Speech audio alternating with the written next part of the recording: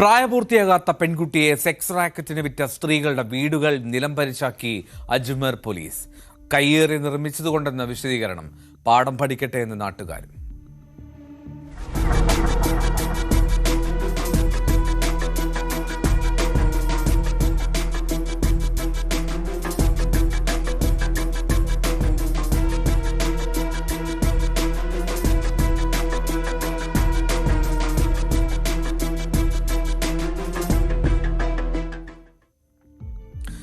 രണ്ട് സ്ത്രീകളുടെ വീടുകളാണ് ഇത്തരത്തിൽ അജ്മീർ പോലീസ് ഇടിച്ചു നിരത്തിയത്.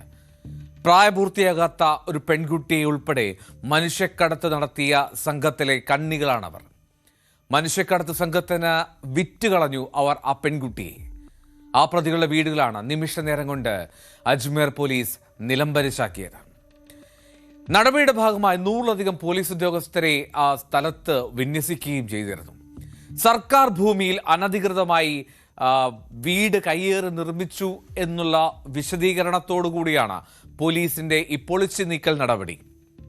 അജ്മീർ മുനിസിപ്പൽ കോർപ്പറേഷൻ അവകാശപ്പെട്ട ഭൂമിയിലാണ് ഈ വീട് നിർമ്മിച്ചിരുന്നതെന്ന് പറയുന്നു. നോട്ടീസ് നൽകി, പക്ഷേ തൃപ്തികരമായിട്ട് മറുപടി നൽകിയില്ല. അതുകൊണ്ടാണ് നടപടിയെടുത്തതെന്നാണ് അധികൃതരുടെ അവകാശവാദം. ജൂൺ 13-ാം തീയതിയാണ് പ്രായപൂർത്തിയാകാത്ത പെൺകുട്ടിയെ മനുഷ്യക്കടത്തിന് ഇരയാക്കുകയും പിന്നീട് കൂട്ടബലാത്സംഗത്തിലേക്കുമൊക്കെ എത്തിയത്. അഫ്സാന എന്ന 36-കാരി ഒപ്പം അഫ്രീൻ, ഈ രണ്ട് സ്ത്രീകളാണ് കേസിലെ പ്രതികൾ. അവരുടെ വീടുകളാണ് പോലീസ് തകർത്ത് കളഞ്ഞത്. ഹിമാൻഷു ജാംഗീദ് പറയുന്നു, അനധികൃതമായി പ്രതികൾ സമ്പാദിച്ച സ്വത്തുക്കളെല്ലാം കണ്ടുകെട്ടുമെന്നാണ് SP ഹിമാൻഷു ജാംഗീദിന്റെ വാക്കുകൾ.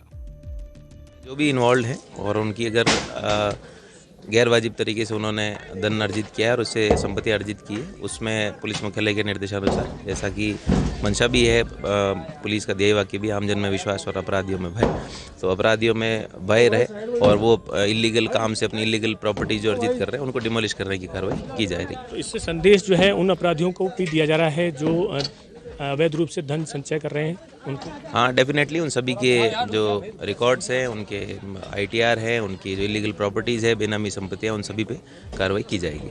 और भी आगे कार्रवाई चलेगी? हाँ, निश्चित रूप से इसके बाद और भी चीज़ें चिन्हित की गई है, उन सभी पे कार्रवाई की जाएगी.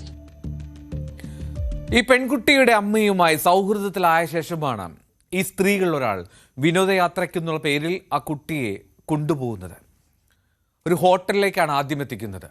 അവിടെ വെച്ച് ആ പെൺകുട്ടിയെ 2 പേർ പീഡിപ്പിച്ചു. അത് കഴിഞ്ഞ് ഏതാണ്ട് 32,000 രൂപയ്ക്കാണ് പ്രതികളായിട്ടുള്ള ഈ സ്ത്രീകൾ ഒരു 42-കാരനായ ആൾക്ക് ആ കുഞ്ഞിനെ കൈമാറുന്നത്.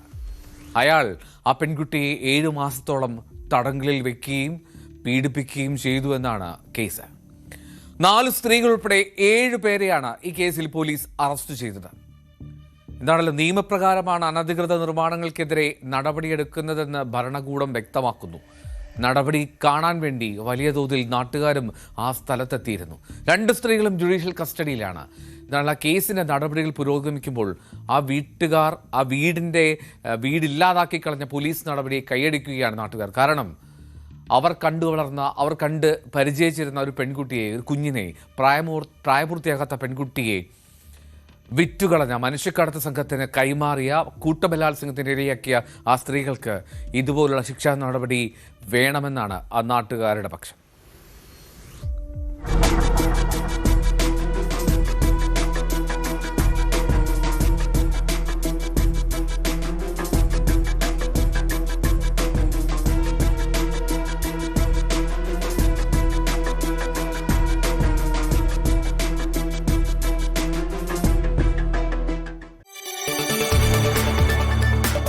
കൂടുതൽ വാർത്തകൾക്ക് News 18 Keralam YouTube channel subscribe ചെയ്യുക.